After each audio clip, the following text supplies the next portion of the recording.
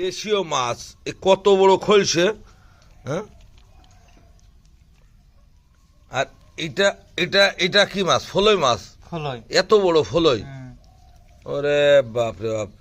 জামাই ভাজা ফুটি দেখে একটা, আর এটা যে চ্যাং মাছ আর ইন্ডিয়ায় লাইটা মাছ বলে। লাইটো মাছ বলে।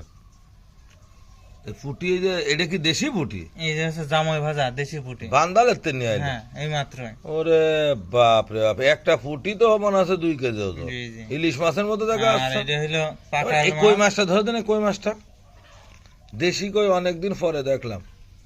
এবার দেখা যাবে, এবার মনে হয় প্রচুর মাছ দেখা যাবে। দেশি কই এই মাছের স্বাদ। এই মাছ শাকের দাতে নিয়ে আসা হলো, হরিণাকুণ্ড শাকের দা।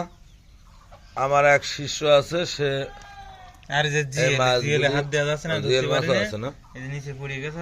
যাই হোক, অনেক মাছই অনেকদিন পরে